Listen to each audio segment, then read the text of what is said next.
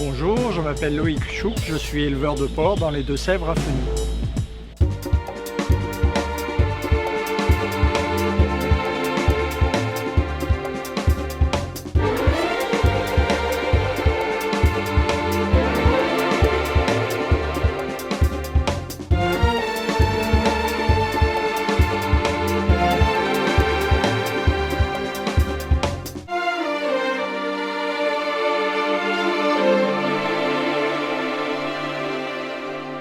C'est une exploitation familiale qui appartenait à mes parents et qui sont éleveurs de porcs depuis 1976.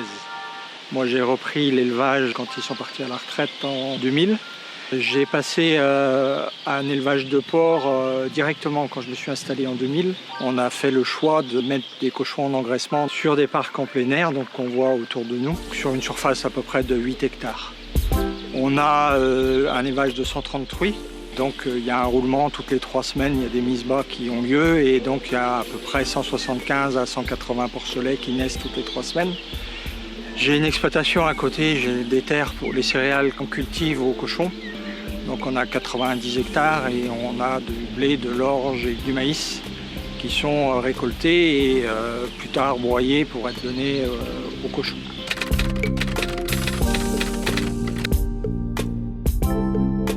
Donc ce qu'il faut savoir, c'est que j'ai 2 salariés qui m'aident au niveau de la partie élevage. J'en ai un qui s'occupe plus particulièrement des truies, donc l'alimentation des truies le matin à 8h jusqu'à 10h. Et le soir, il y a un passage au niveau de l'élevage pour vérifier que tout va bien. L'élevage est guidé par des principes assez fondamentaux. Déjà, le premier, c'est l'accès au parcours à partir de 17 semaines d'âge. Donc ça, on ne trouve pas ça dans des élevages industriels. On ouvre les portes et les cochons peuvent sortir dans les parcs tels que vous les voyez, sortent depuis presque 10 semaines. Et en fait, en faisant comme ça, on a un élevage qui est beaucoup plus extensif. Et du coup, on n'a quasiment pas de problème de maladie. Donc d'utilisation d'antibiotiques, je ne me rappelle pas la dernière fois qu'on en a utilisé pour ce type d'animaux. La dernière fois, ça devait être un passage de grippe et c'est il y a vraiment plusieurs années, peut-être une décade. Et en fait, c'est lié au fait qu'il n'y a pas de concentration de cochons, quoi. Ici, un cochon, il a 84 mètres carrés pour évoluer. Dans un élevage standard, c'est 0,8 mètres carrés à 1 mètre carré. Donc du coup, il y a beaucoup moins de concentration d'animaux, du coup moins de pression de maladie.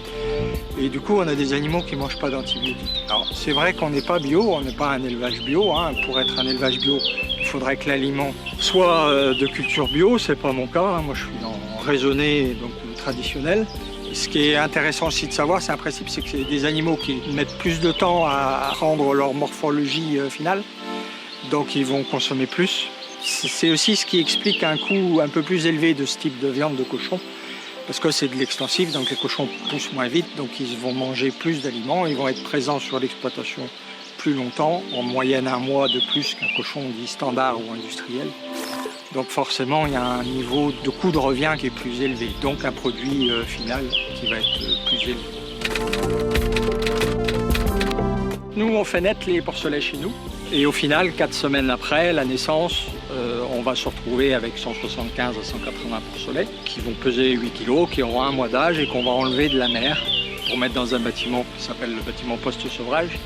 Et ce bâtiment est important parce que c'est une période de transition de l'élevage qui est assez compliquée. C'est vraiment une phase dans laquelle ils sont bichonnés. Et après cette période de sevrage, on les transfère dans les bâtiments là. Et c'est à partir de ce bâtiment qu'ils auront accès au parcours quand ils auront atteint 17 semaines. Donc là, en ce moment, il fait plutôt chaud et ils vont dans le bâtiment juste pour boire parce qu'il n'y a que dans le bâtiment qu'il y a à boire et pour manger le matin. Donc c'est vraiment l'intérêt de ce type d'élevage en plein air, c'est qu'on se rapproche le plus de ce que le cochon a l'habitude ou de manière traditionnelle dans le milieu dans lequel il évolue. Donc ça fait partie du bien-être animal, des choses qu'on peut se permettre de faire quand on est en élevage en plein air.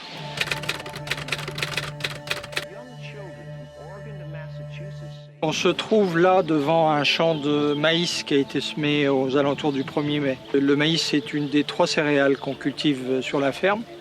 À part égale, 27 hectares de maïs, 27 hectares de blé, 27 hectares d'orge. Ce maïs il sera récolté en octobre et donc servira de base pour l'alimentation des cochons. J'ai dans ma main ce qu'on appelle de la farine, donc pour mémoire, c'est des céréales qui sont écrasées et mélangées.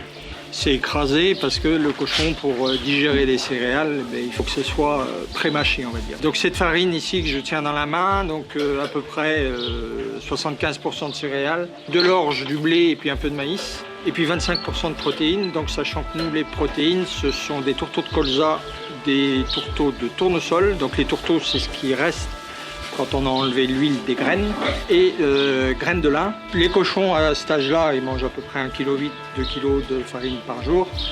En fin de croissance, ils mangent 2,7 kg, 2,8 kg, voire 3 kg de farine par jour. Et donc on a le matériel pour faire ce type de farine. La filière bleu blanc cœur, moi j'y suis depuis quasiment le départ, donc depuis 2004-2005. Ça consiste à incorporer dans l'alimentation des cochons de la graine de lin. Et ces graines de lin ont la particularité d'améliorer les profils gras de la viande de cochon, de la charcuterie. C'est meilleur pour la santé des gens qui consomment la charcuterie. Et donc là, on revient à des rapports qui sont beaucoup plus en adéquation avec les besoins de l'humain. Et donc, on limite les problèmes cardiaques.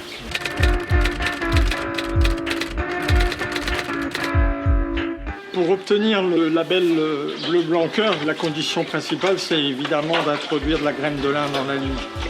Donc en fait, il y a un pourcentage de la formule à introduire, qu'en l'occurrence c'est entre 5 et 7,5%. Donc on a un contrôleur qui passe tous les 3 ans, et donc le contrôleur vérifie que l'aliment qu'on a donné contenait bien de la graine de lin. En plus de ça, pour voir si ça fonctionne bien, donc on a une obligation de résultat. Et l'obligation de résultat, elle se concrétise par une analyse de la viande qui est effectuée une fois par an. Et si on respecte le rapport oméga 3, oméga 6 qui est convenu de respecter, on a l'agrément pour être bleu blanc cœur. Pour résumer, l'élevage de porc en plein air, que du bonheur. I live on the ground.